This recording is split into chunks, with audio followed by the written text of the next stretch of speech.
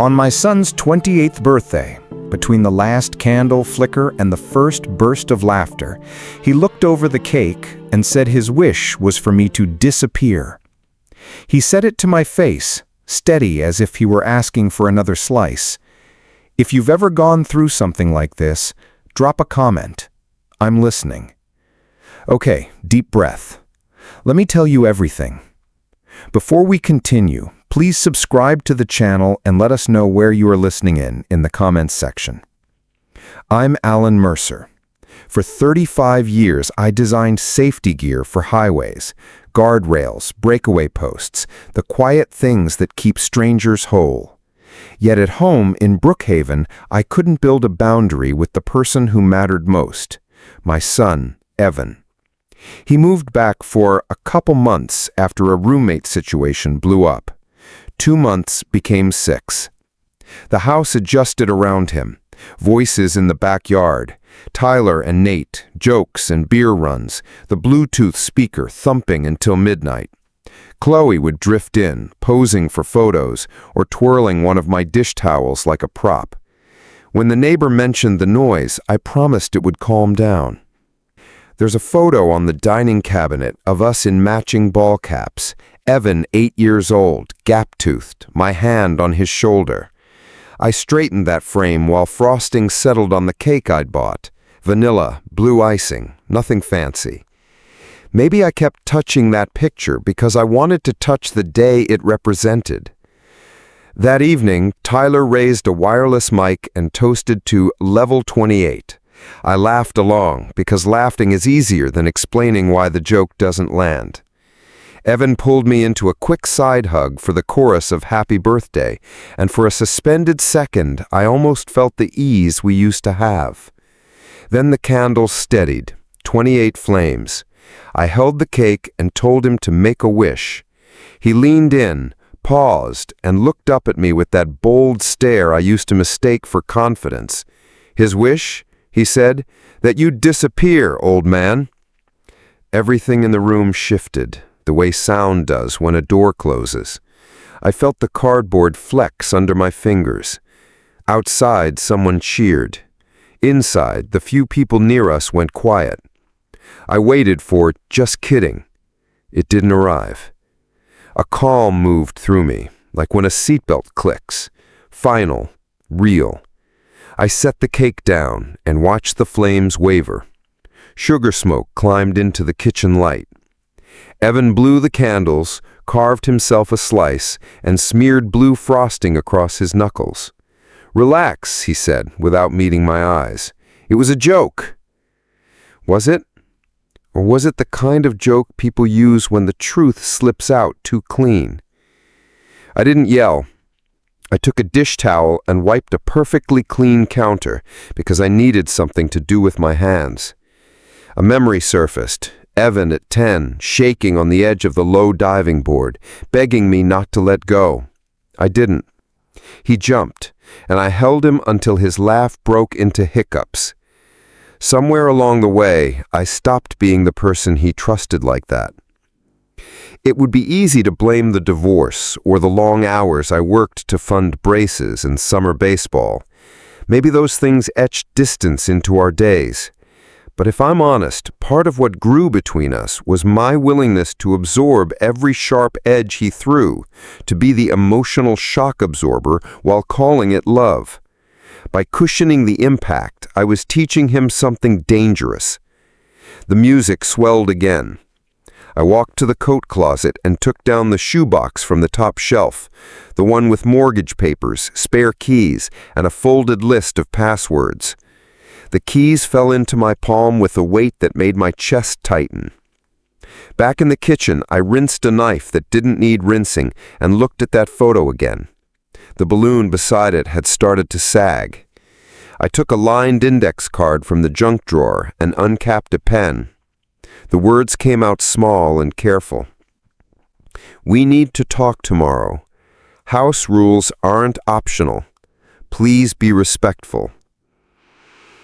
I slid the note under the frame so a corner peeked out like a flag. Maybe he'd see it, maybe he wouldn't. Maybe the real audience for those sentences was the part of me that had forgotten I could draw a line. I stood in the doorway and let the bass tremble through my ribs. Tyler whooped. Nate staged a beer-chugging contest. Chloe filmed the slow pan of the crowd. I tried to picture my life on the other side of a decision I hadn't made yet. I imagined a boundary that wasn't fury, but clarity, not punishment, but distance. Chloe brushed past me with a stack of red cups. "Everything okay, Mr. Mercer?" she asked, softening her voice the way people do around someone else's parent. "Enjoy the cake," I said, and heard the goodbye inside the words. The truth was simple. I had been treating love like an account with no bottom, covering every overdraft myself. What happens to a family when one person keeps doing that? My phone buzzed, an automated reminder that my mortgage draft had cleared. The number glowed like a headline. I looked at the yard I'd mown, the fence I'd mended, the grill I bought. I looked at my son who had wished me away while standing in the home I'd bent my life to maintain. The logic sat there, blunt as a brick. If I keep giving without asking for respect, I'm teaching him that love requires nothing back. I took another breath, sharp and clean. I've always believed in tests. You pull on a structure and see where it fails so you can fix it. I realized I was standing in one, and I knew I wasn't going to swallow it. I didn't have a speech. I just had a decision. There would be a consequence. Not rage, not threats. A line. A door. I set the shoebox on the dining table, angled the photo toward the hallway like a lighthouse, and stepped out to the side path where the porch light throws a coin of brightness onto the concrete. The night air smelled like cut grass and charcoal. My keys pressed into my palm. That weight felt different now, no longer a burden, but a tool. I didn't know exactly what tomorrow would bring, but I knew I was done being the floor someone walked on so they didn't have to feel the ground. I didn't sleep. I stood just inside the sliding door and watched the yard pulse like a living thing. Laughs thrown like darts, the speaker rattling the fence boards I'd replaced last summer, bottle caps blooming like little tin flowers in the grass. Somewhere in that mess was my son, swaying with his arm around Tyler's shoulders, chin tilted toward the sky like he owned it. I killed the porch light and stepped onto the deck. "Hey," I said, not shouting, just landing the word. "Party's over." A few heads turned. The song kept going. Evan looked at me and grinned as if I'd started a bit. "Relax, Dad," he said. "It's my birthday." "I heard your wish," I said. "Now hear mine. It's my home. We're done for tonight." He rolled his eyes to the crowd, harvesting a laugh he didn't have to earn. I walked straight to the table, pulled the power on the speaker, and felt the bass drop out like a floor falling away. Silence slapped the yard. Tyler lifted his eyebrows. Nate muttered, "Wow." "Inside," Evan said to me, voice tightening. "Now." "No," I said. "Guests, thank you for coming. Please head out." My voice surprised me with how steady it was. "You're welcome here when you can respect the house. Tonight, we're finished." A beat of silence. Then Chloe set her cup down with a click. "Hey guys," she told the others. "Let's go." She started shepherding people toward the gate with a bartender's efficiency. A few muttered good nights. A couple shot me looks like I'd kicked their dog. The crowd thinned, and the cooler sweated in the patch of moonlight like an exhausted animal. Evan stayed where he was, jaw set.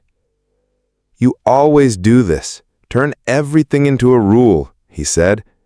I waited months. This is a boundary, not a punishment. He stepped close enough that I could smell the beer on his breath. "You know what I want for my birthday. Still time to give it." "I heard you," I said. "Here's mine. Leave for the night. Come back tomorrow after you sleep." His laugh was short. "No." "Then I'll call for help?"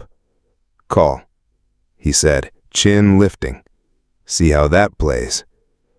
I've seen storms roll in from a long way off, thin gray on the horizon until they're a wall. This felt like that, visible and unavoidable. I went inside, dialed the non-emergency line, identified myself, gave the address on Maple Row, and told the dispatcher I needed officers to help clear my property. My hands didn't shake until I set the phone on the counter. When I turned back, Henry, my next-door neighbor, was standing in the open gate in his slippers and robe. "You want me to stick around?" he asked softly. "Witness?" "Please," I said. He nodded and took up a quiet post by the fence, hands folded like a church usher. The squad car rolled up with tired grace, blue lights spinning low and slow. 2 officers stepped in. Officer Daniel Hart was tall and careful, and Officer Maya Chen was compact, eyes scanning without judgment. They didn't look like villains or heroes. They looked like people who walk into strangers' worst nights and try to make them smaller. Officer Hart greeted me first. "Sir, can you tell me what's going on?" I explained the situation factually. Adult son, not on the lease, asked to leave, refused. Guests mostly gone, noise, escalating disrespect. "I don't want him hurt," I added, and heard my voice go thin on the last word. "I just need him to leave for the night so we can reset." "Understood," he said. "We'll speak to him." They approached Evan with that open-handed posture I've seen in community meetings, shoulders down, palms visible. "Good evening," Officer Chen said. "Your father's asking you to leave for tonight. You can collect essentials and go. We can give you a few minutes to make arrangements." "It's my house," he said. "It's not," I said quietly. Officer Hart glanced between us. "We're not here to referee a family dispute," he said. "We are here to keep the peace. If the homeowner asks you to leave and you refuse, you can be subject to trespass. Nobody wants that on your birthday." "Then nobody should ask," he said, looking past them at me. "You hear me? You should apologize and turn the music back on." Something in my chest caved in a little.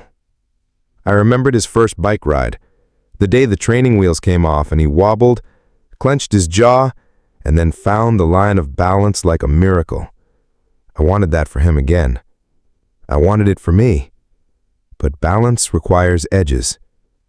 "You have 10 minutes, Officer Chen said gently. "Grab what you need." "No," Evan said. "Make me." Officer Hart's face closed half an inch, like a door catching. "Let's not do that." "What are you going to do?" Evan asked, spreading his arms. "Arrest me in my own backyard on my birthday?" Henry's slippers scraped the concrete. The sound felt louder than it should have been. I looked at the place where the grass met the patio and thought about all the edges in a life. Property lines, deadlines, the edges of what you can excuse. How many times had I rounded those edges off until everything was too smooth to hold? "Evan, please don't make this the memory you keep of tonight." He didn't look at me. "Count to 10, he told Officer Chen. "See if that helps." She didn't count. "Sir," she said, voice still calm, "you're now refusing a lawful order. Last chance." He grinned at Tyler, who was lingering by the gate like a spectator who'd paid for the good seats. "Guess I'm stubborn." The arrest was not dramatic. There was no tackle, no shouting beyond the formal phrases I imagine the academy drills into them. Officer Hart took one wrist, then the other. The cuffs looked absurd on my son like a prop in a school play. He went quiet, as if the metal chilled the heat right out of him. I felt the ground tilt and then right itself under my shoes. As they walked him toward the car, he finally looked at me. The bravado cracked, just a hairline, and I saw the 10-year-old boy again, the one who jumped because I said I'd catch him. Something in me wanted to unspool, to say, "Wait, let's try again." But what would that teach him? That threats work? That there are no edges? That disappear lands without consequence? "Sir, Officer Hart said softly as he passed me. "We'll book him on misdemeanor trespass and release him after processing, unless there's something else. You can follow up at the station." "Thank you," I managed. The car door shut with a hollow thud that sounded like the end of a season. The lights slid away. Tyler huffed and shoved his hands into his pockets. Happy now? Real Father of the Year move. "Go home, Tyler," Henry said. Voice suddenly iron. Tyler went. I stood in the empty yard, staring at the impression the cooler had left in the grass. My phone buzzed with a voicemail I didn't want to hear. I listened anyway. It was the station giving me a case number, a recitation of rights, the bureaucratic hum of a machine that exists to take the heat out of bad moments. Inside, the kitchen was a wreck. Blue frosting smears, a knife abandoned in the sink, the index card under the photo like a tiny white flag. I put the shoebox back in the closet. Then I took it down again. That was when the next decision landed. Clean, heavy, inevitable.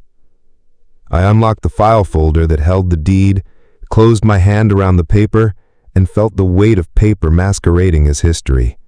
What is a house, if not a container for patterns?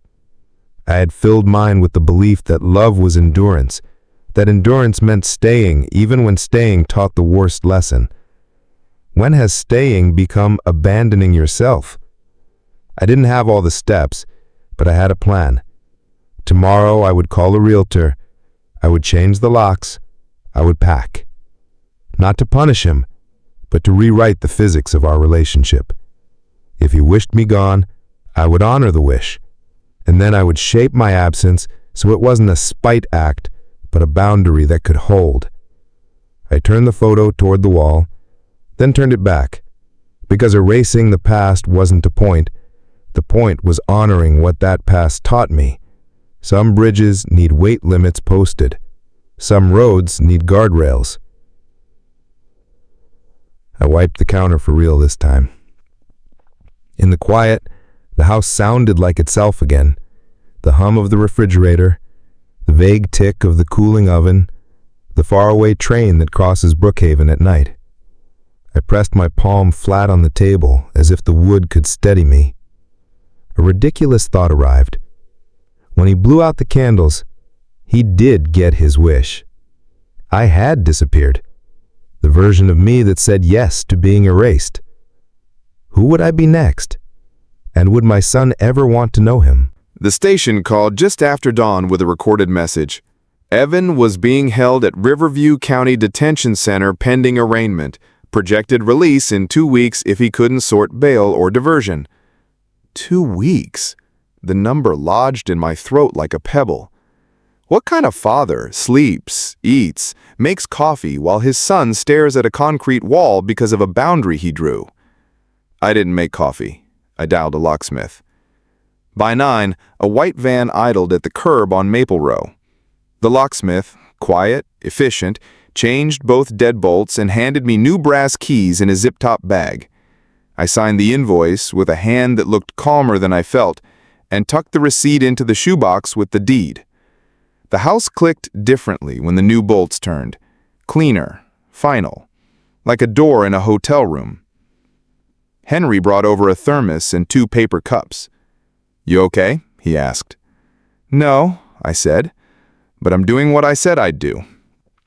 He nodded, the slow approval of someone who'd watched me try soft answers for a very long time. "If you need a place to sleep while you get this sorted, the guest room's open." "Thank you," I said, and meant the weight of it.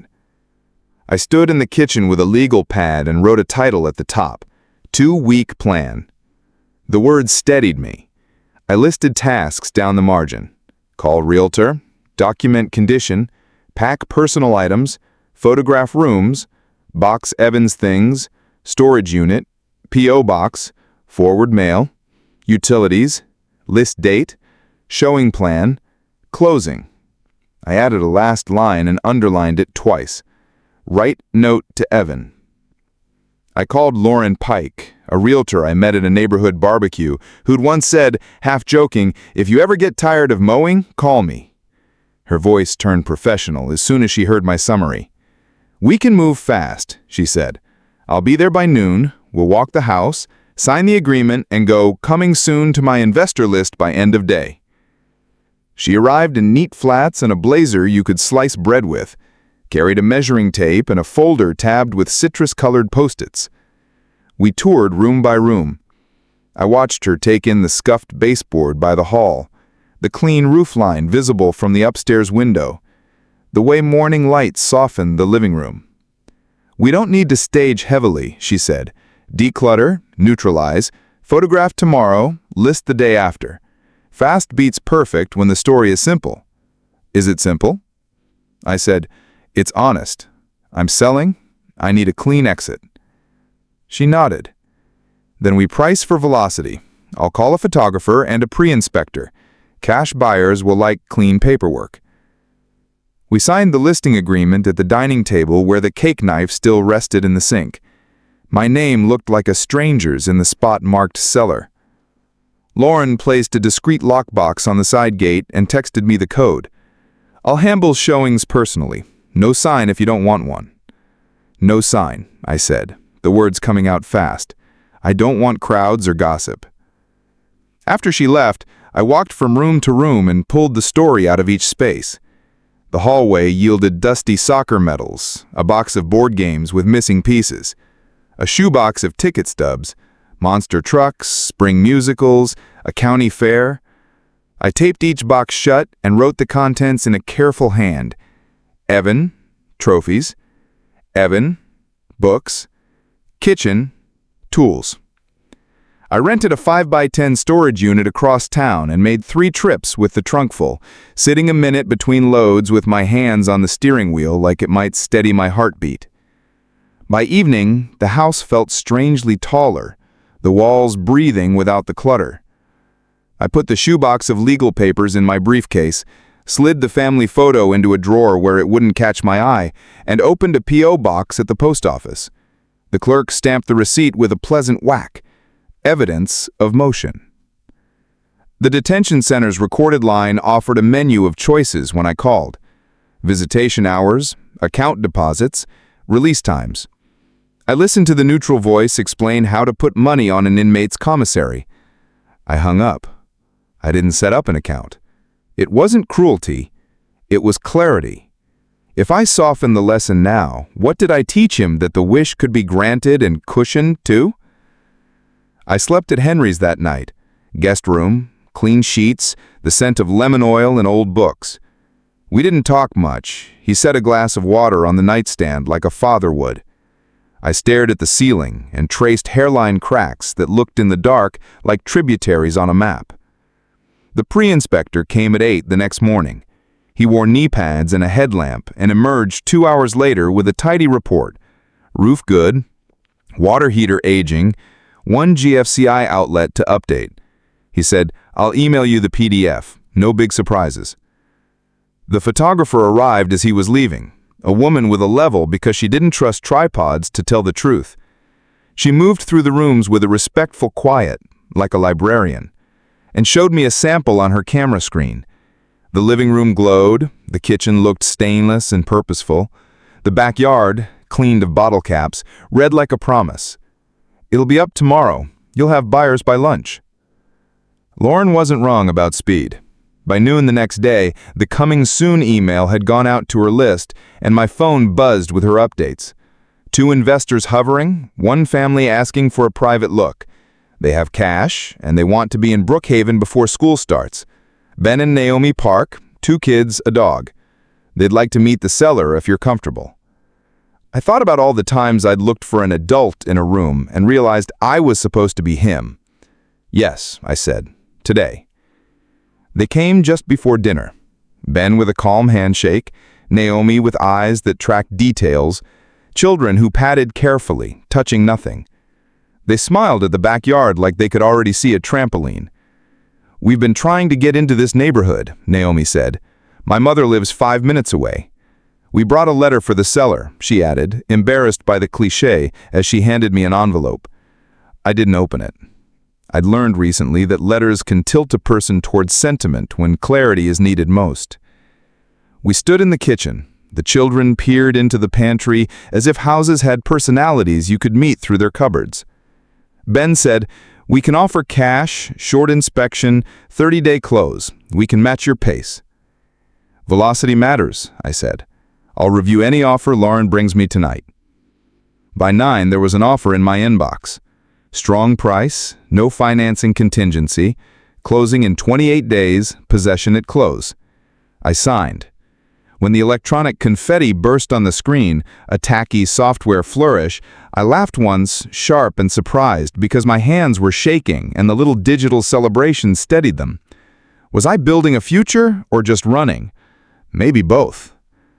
I spent the next morning with utility companies, forwarding forms, a change of address web page that insisted on a password with a symbol and a number and a capital letter, as if complexity equals security. I canceled the cable I never watched and stood a long time in the garage staring at the workbench. Jars of screws sorted by size, each lid labeled, a lifetime of small order. I boxed up the tools that fit in a single plastic bin and left the rest neatly on the pegboard, a goodbye gift for the next person who would fix wet splinters in a house. On the 4th day, I drafted the note I'd leave for Evan when he walked in and found strangers living where he'd slept. I kept it to 40 words, not a single word more, because long letters turn into courtroom exhibits or battering rams. 40 words could be a compass. I wrote, crossed out, rewrote, until it read like the truth a father can stand behind without flinching. Lauren texted me photo links and a single line, live NLS. In the thumbnail, my house looked like a place I'd want to move into if I didn't know the history. The door was painted the same deep blue I'd chosen on a Saturday no one else remembered. It glowed in the late light like a held breath. At night, in Henry's guest room, I put a sticky note on my phone screen. Release, 9 a.m., 2 weeks. I wasn't going to the gates to greet him. I wasn't going to lecture through bulletproof glass. My hello would be the lock that turned and the letter that didn't budge past 40 words. Was that cold? Or was that the kindest heat I had to offer? I lay awake listening to my neighbor's clock tick down the hall and let the question roll through me until it smoothed. Boundary or abandonment? Who decides? Maybe the answer isn't in what I do, but in what I refuse to keep pretending. Closing didn't wait 28 days. Lauren called the morning after the listing went live and said they want early occupancy with a license agreement, insurance proof, and a holdback at escrow. It lets them move in 2 weeks from today. 2 weeks. The same day my sticky note said release, 9 a.m. The alignment felt surgical, like a bone set right. We signed the addendum that afternoon, clean, careful language that gave the parks limited possession before closing in exchange for an extra deposit and a promise to treat the house like a rented violin. I initialed in a dozen places, then sat on the empty hearth and listened to the pen scratch. It sounded like a zipper closing. On day 13, Ben backed a neat box truck into the drive. Naomi arrived in a hatchback with plants in the passenger seat and a rolled rug tied with blue twine. Their kids carried labeled bins, books, Lego, art, like they were balancing trays. I took them through the basics one last time. Gas shut off here, I said, kneeling to show the valve. Breaker box is in the garage. The hose bib bleeds if you turn it too far. Stop when you feel it catch. The back fence holds fine if you don't lean the grill against it.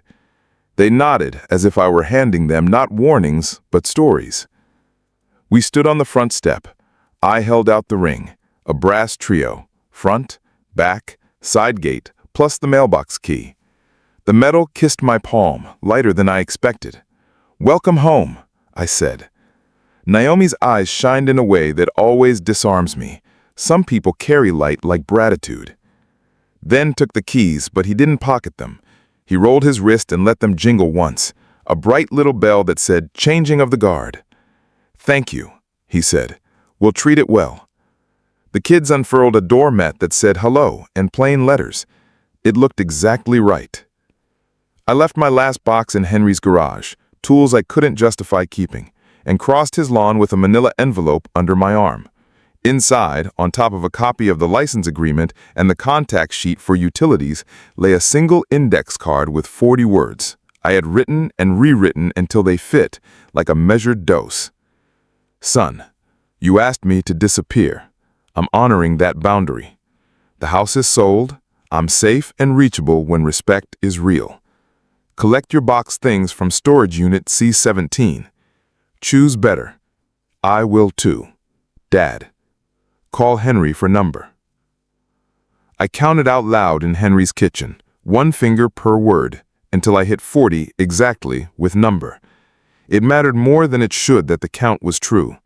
Why? Because I needed to prove to myself that I could be exact when it counted. Loose love had gotten us here. I taped the note inside the glass of the front door, right where a face would land after a knock. Then I stepped back into Henry's living room and took the chair by the window. We didn't turn on any lights. Afternoon slid across Maple Row, the shade line inching toward the curb like a deliberate hand. What time? Henry asked, not looking away from the street. 9, I said, processed and out. What do you want me to do if he didn't finish the sentence. Offer him water. Give my number when he's calm. I swallowed. If he's not calm, called Officer Hart. Do not let me improvise. Henry put his palm on the chair back, a quiet blessing. Outside, the parks nestled their life into mine like careful birds. Plates in cupboards, a stack of folded towels carried to an upstairs bathroom, a child testing the echo of a new bedroom with a single shouted, "Mom!" that made Naomi laugh. I felt grief arrive without teeth, soft, clean, almost companionable.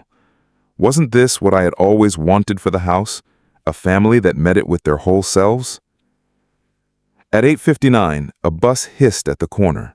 At 9:02, a figure turned up Maple Row in clothes that didn't fit right, the kind of outfit that looks borrowed from a closet labeled generic man.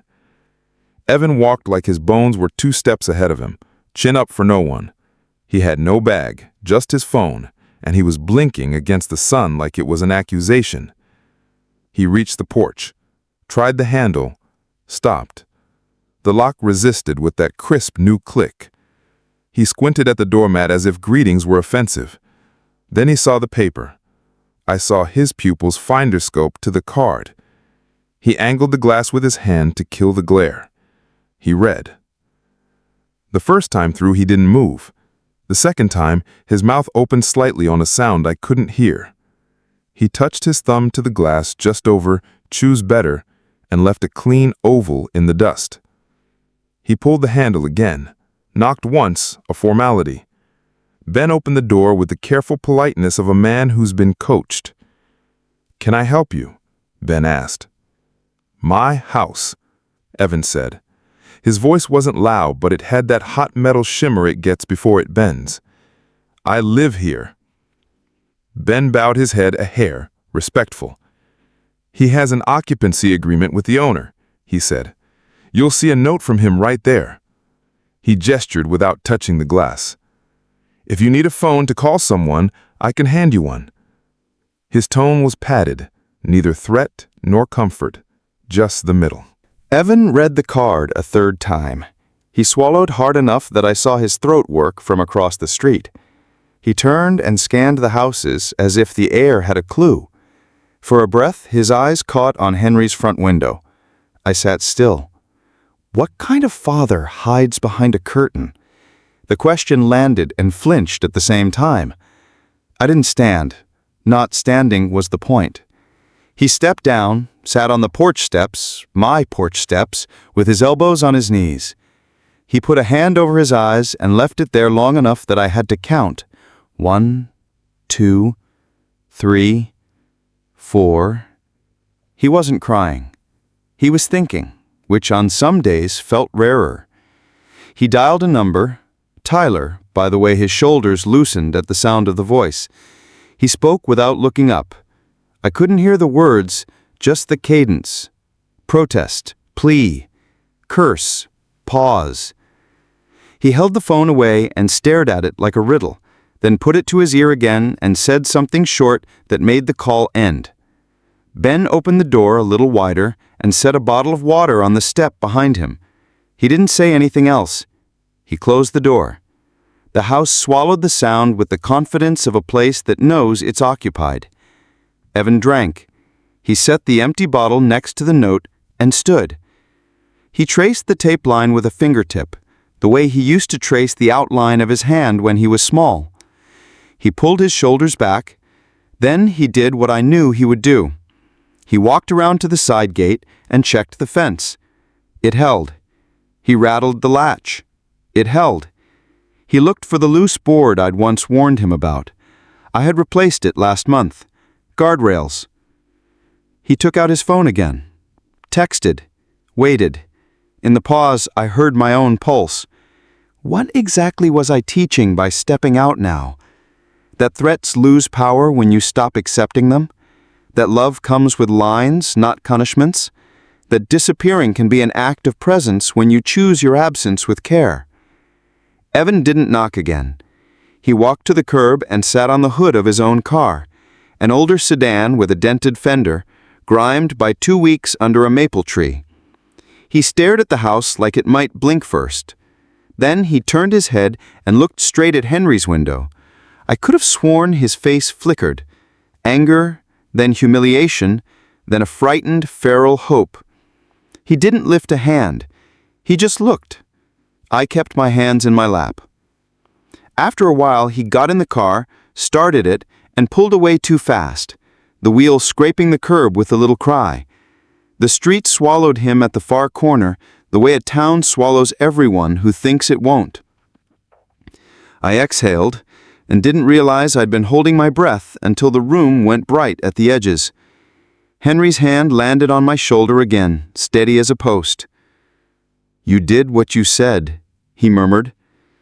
We waited another 10 minutes, as if the past might round the block and ask for a do-over. It didn't. At noon, Naomi texted me a photo I hadn't asked for. The note removed and placed in a tidy envelope on the foyer table, addressed in her careful hand, Evan Mercer. "We'll keep it safe if he returns," she wrote. I typed back, "Thank you. If he comes, please give him Henry's number." I folded my copy of the license agreement and slid it into the manila envelope, then tucked the envelope under Henry's phone on the hall table where it would be easy to find. The house next door had a family in it. Mine would have to be built somewhere else, with sturdier edges and a different kind of wish.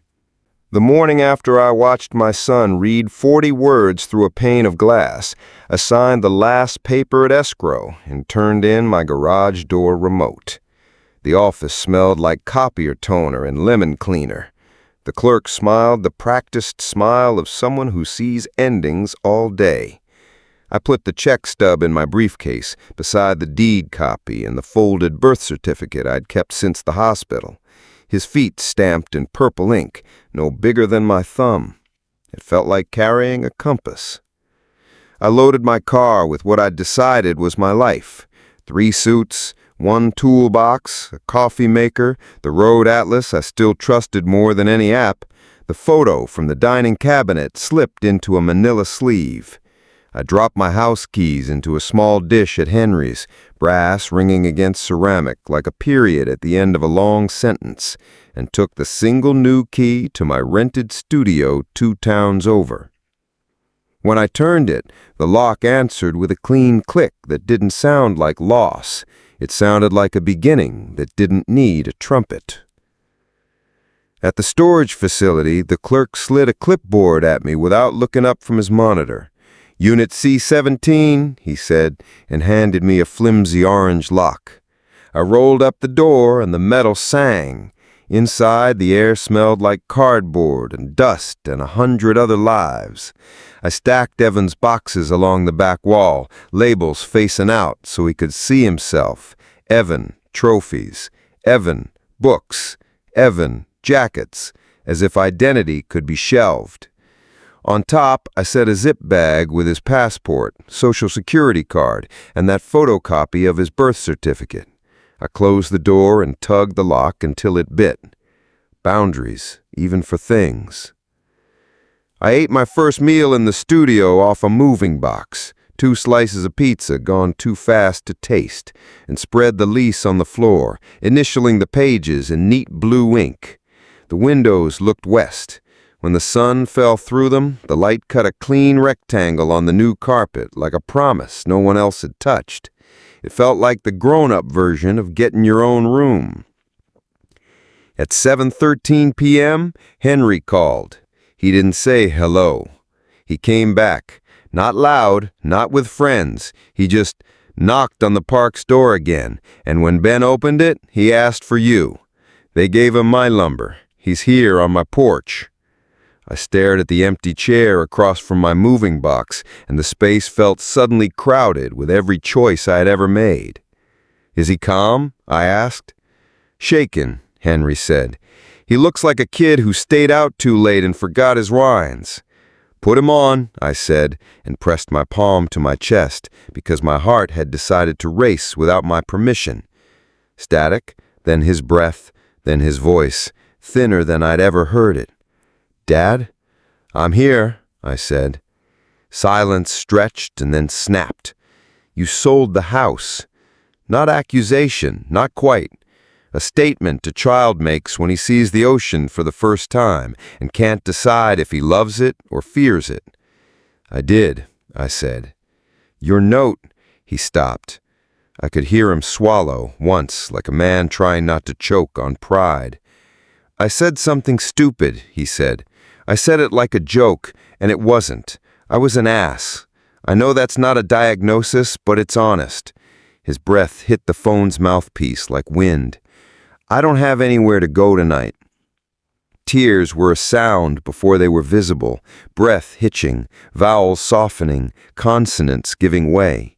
I put my hand flat on the paper, to feel paper, to keep from promising something I couldn't stand by tomorrow.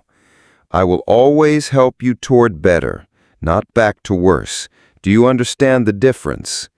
Another swallow. Yes. I said, there's a key to a storage unit with your name at Henry's, C17. Your documents are in a clear bag. Take your things. Tonight you can sleep at the city shelter. Henry can give you the address and a bus pass. Tomorrow, go to the Workforce Center on Oak Street at 8. Ask for intake. I already called and put your name down. I'll meet you for coffee after that. Silence. Then a small sound that was not quite a sob and not quite a laugh. You scheduled me? I set a path, I said, and felt something inside me loosen, the way a knot does when you find the right end of the rope. If you walk it, I'll walk beside you. If you step off, I won't chase you. Sunday nights at 6, you call me. No yelling, no drinking. If you miss 2 calls without a reason, we pause for a month. If you keep the calls for 4 weeks, we'll talk about getting you a room for a month. Conditions, not punishment. He sniffed hard. Okay. I said, there's one more condition. You owe Ben and Naomi an apology for the way you treated their doorstep and their day. Not a speech, 2 sentences and eye contact. When you've done that, text Henry. He'll tell me. I expected pushback. What I heard was a soft, wrecked, I can do that. Good, I said. I could picture him now. Shoulders rounded, phone gripped like a lifeline, eyes red-rimmed not from rage, but from arriving at the truth without armor. The tears I'd expected to make me weak did something else. They clarified the path. Wasn't that what I'd been waiting for? Not punishment, but a sign that the ground had shifted? Dad, he said, and the word felt new in his mouth, as if he'd found it in a drawer and dusted it off. Because I wanted the consequence to be whole, I said.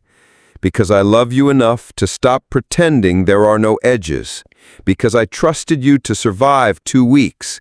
And because if I kept rescuing you, I was going to lose you anyway. He was quiet a long time. I hate that you're right, he whispered. I hate how much it hurt to get here, I said. But I don't hate you. I won't. We met the next morning at a diner halfway between my studio and Henry's, the kind with vinyl booths that try to be brave and coffee that tastes like it knows every kind of morning.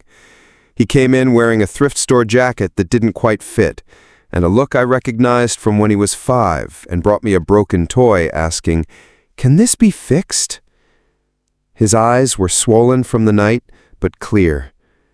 He slid into the booth and sat on his hands the way he does when he's trying not to fidget. "I'm sorry," he said, eyes on the formica, "for saying it, for meaning it in the moment, for thinking your love made you a floor." "It made me a door," I said. "For too long, I forgot how to lock it." I pushed the coffee across to him, a quiet offering.